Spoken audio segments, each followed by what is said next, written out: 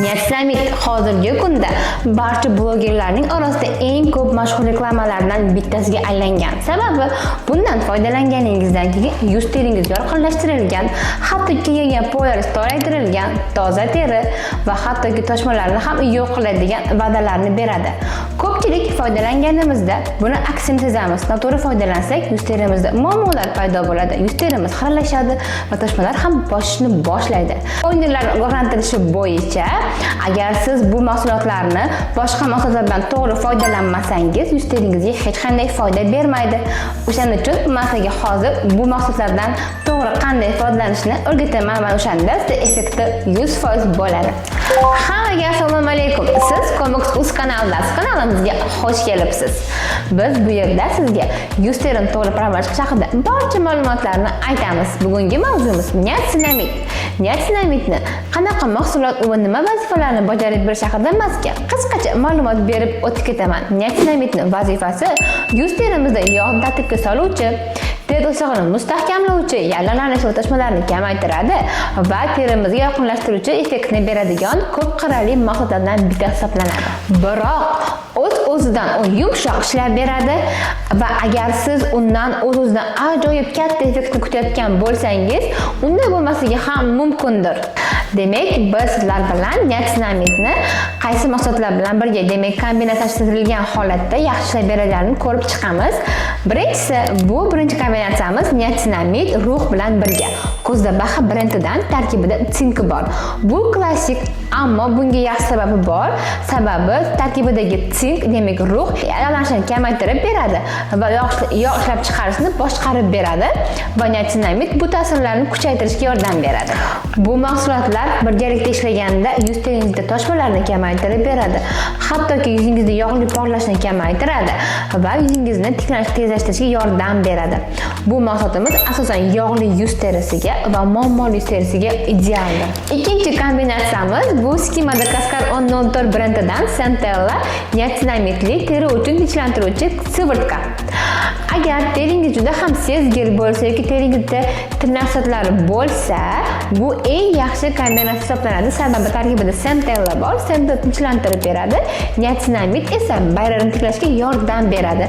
Bularni birga foydalanganingizda yuz teringizda qirrashlar kamayib boradi, reaktivlikni kamaytiradi va teringiz yanada ham bardoshli qilib beradi.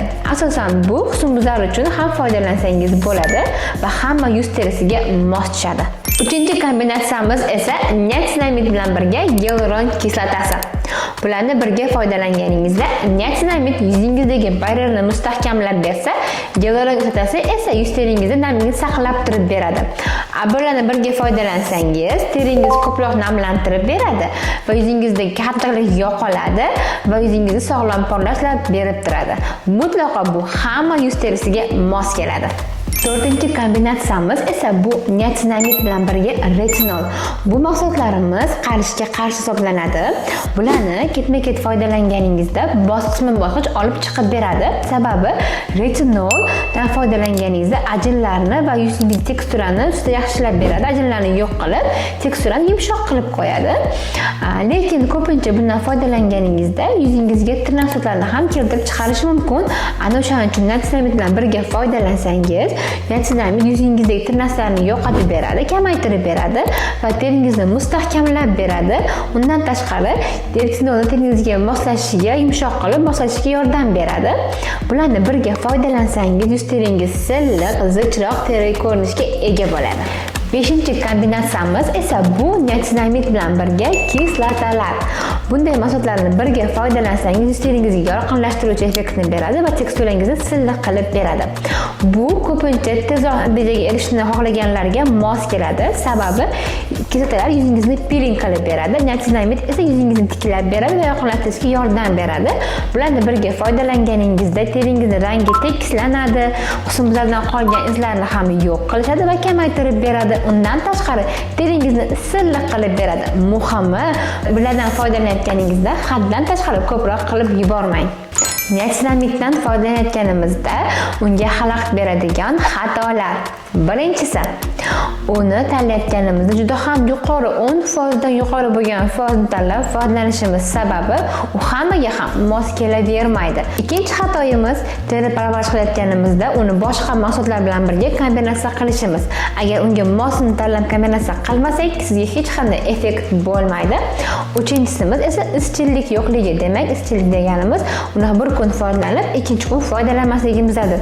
Yuz parvarish qilayotganimizda har kuni uni bir kunda 2 mahal qilishga bo'lsa 2 mahal qilishimiz kerak, to'g'ri tartibda foydalanishimiz kerak.